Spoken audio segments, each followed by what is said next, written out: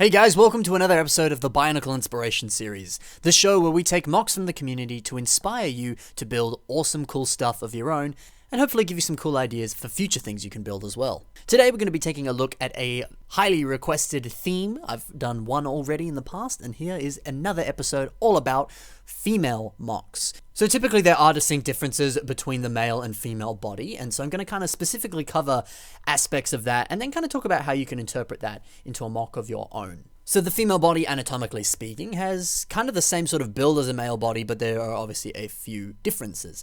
One example, of course, is the hip and waist ratio, which typically differs between the two. Females have a bust, and their legs appear to be longer due to the waist, and there's much more of a curve there as well. Stereotypically, the body forms an hourglass shape, but of course body size may differ. The female body also has a more sort of rounded pelvis, which again differs from the male. And typically speaking, the male form is kind of a lot more kind of rugged and sharp, while the female form is a kind of a lot more curved and rounded, at least in terms of kind of each individual feature. And we'll see that throughout the mocks that we explore in this episode. So on that, kind of keeping all those different basics in mind, let's take a look at some of the mocks from the community and how they have implemented some of these things in a mock. And then from seeing some examples of that other people have done, hopefully that can inspire you on some of your female mock builds. So the first mock that we have today is by Red and is called E.VA. So we see on this mock that hourglass shape to the frame that we were talking about before. We take a look at the shape of the waist, which is a lot more rounded, and that's kind of being created here through using these Star Wars Ultra Build shin pieces here. Really nice part use there, how that sort of flows up from the waist and then kind of creates that hourglass shape on the torso, and then kind of perfectly flows into the rest of the torso there. It's just a very nice part use, and I can't say I've really seen those pieces being used on any kind of torso or waist area on a mock like that, and I think that's just a fantastic part use. Overall, like we were saying, there's a lot of the different features on this mock are a lot more rounded and curved in their design, which very much mimics what I was saying before of the male form being a bit more rugged and sharp, while the female form is a lot more curved and rounded. And I think this is done very effectively through the use of just specific part usages and kind of playing with textures here. You know, all of the textures throughout this mock are very smooth and very organic, and that very much lends itself to that, which is really cool to see. And then there's some really fun things you can do there by having a very, very organic shape to this mock and having a lot of smooth textures. You can create some nice contrast here with these light bluish gray areas. You see them here on the elbows and then also on the guns. They have a little bit more sort of a greebled texture in areas of them, and it's cool how much those pop. It kind of makes it look like they are sort of additional kind of armor add-ons of some kind to the mock, or it's a weapon that's not a part of the arms in any way. And I think that's just a really clever way of playing with textures, is having those little additions be a different color as well as, different textures. It's just nice to see. Overall, the mock has a really cool futuristic look to it too, with a really awesome head design, which kind of lends itself to looking a little bit more futuristic. Kind of looks like some sort of science fiction, almost kind of RoboCop kind of visor thing there. Really nice part use there, using some of those stormtrooper sort of shoulder shell piece thingamajigs there. Really nice part use to create a really awesome head design there. And overall, the mock just is very nicely done. There's not any gaps. It's very whole, organic, everything just flows nicely together. It's very, very nice to see. So fantastic work, Red. Let's move on to the next mock, which is by Jafer and is called Mimi. Again, we see that rounded pelvis design we were talking about before, although this is done in a more unique way to the last mock that we saw. The waist is a little less prominent, it's not so obvious, but instead the legs actually jut out a bit more and have that kind of rounded effect to them, which in turn actually kind of creates more of that waist look.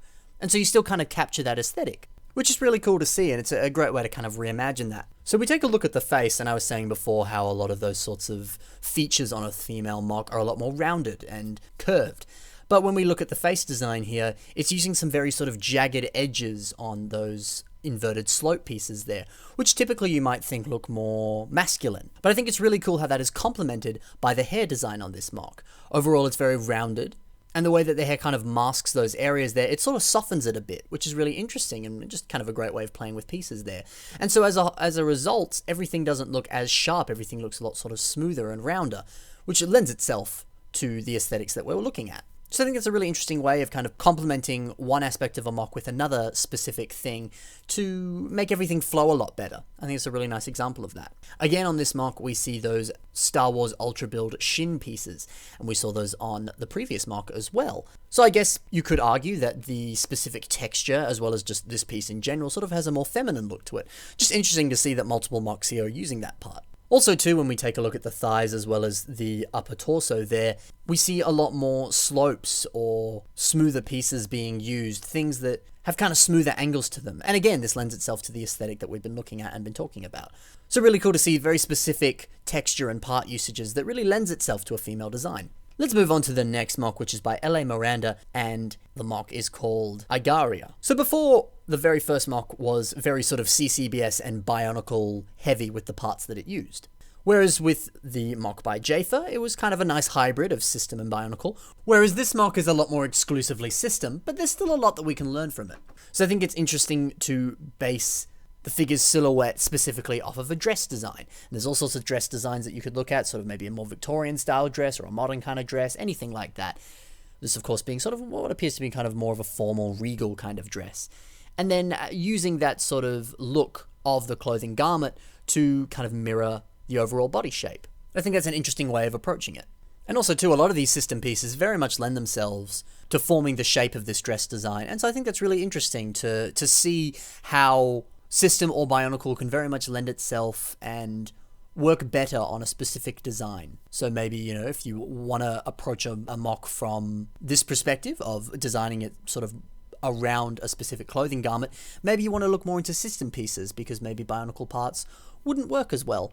Although that said, prove me wrong. Who's to say that that is, 100% always the case? I'm sure there are many, many examples of that where I would be entirely wrong, but it's at least something to think about. The specific parts that you might want to use on a specific thing. It might be worth looking into more exclusively Bionicle or more exclusively system. Another really fun addition on this mock is this yellow bow around the waist here. According to L.A. Miranda on the original Flickr post, it is indeed an official LEGO part, and I think that's a really awesome addition too, and a kind of more unique addition too, something you don't see every day.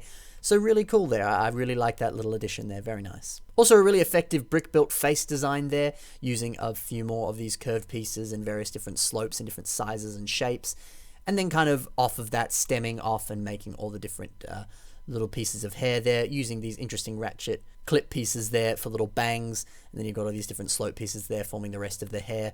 It's a really awesome, effective design and looks great. So let's move on to the final bonus mock, which is by Ray and is called McQueen. So we were talking about dress designs before. This is a very different take on having a dress design on your mock, and it uses one of the canister pieces that you typically saw on a Bionicle set. Can't say I'm 100% sure what that canister is exactly from. I want to say Nukama Metru.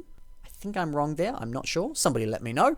But even still, there's a whole bunch of different canister pieces that you could use for Bionicle. And I'm sure it'd be fairly easy to get access to a whole bunch of Bionicle canisters, and you just kind of play around with those pieces, see if you can fit them into a mock in some way, because it's entirely purist. And as we can see on this mock here, it's a really nice part use. Something else that's really cool on this mock is the color blocking. So we see on the dress itself, and as well as at the wings there, that all of that dark blue seems contained to the specific dress. And then we see the black being sort of boots and gloves, and then these little additions here with the horns. And then the skin appears to be this spring green color.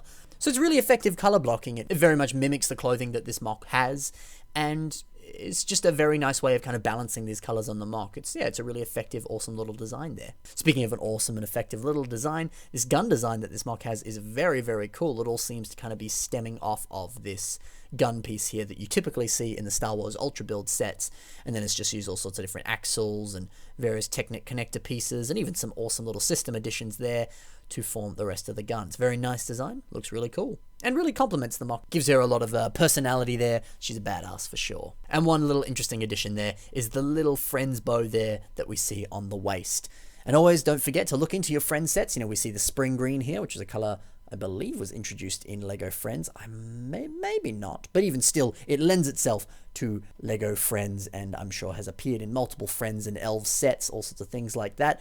So be sure to take a look at some of the Friends mocks, because, who's to say some of those colors or some of the pieces in there wouldn't lend themselves to one of the female mocks that you might want to be working on. So there we saw 4 female mocks. We had a little bit of a chat about the differences between the male and female anatomy, and hopefully some of that stuff will inspire you and give you some ideas for future mocks that you want to make yourself. That's it for this episode, guys. If you want to submit some of your own mocks to the show, you of course can. The way to do so is through the email that you are currently seeing on the screen in front of you. Simply send me a few pictures, some information on your mock, and that's all you need, and I'll add it to the list. Also, while you're there, be sure to check the links in the description to my social media where you can check out some of my own LEGO mocks, and you can also consider checking out my Patreon page if you so please. And also don't forget to leave some love on the mocks that you saw in today's episode. They are all some talented builders and they deserve a few comments, some likes, all that sort of stuff. Anyway, that's it for this episode of the Bionicle Inspiration Series. See you next week, next Saturday, for another episode.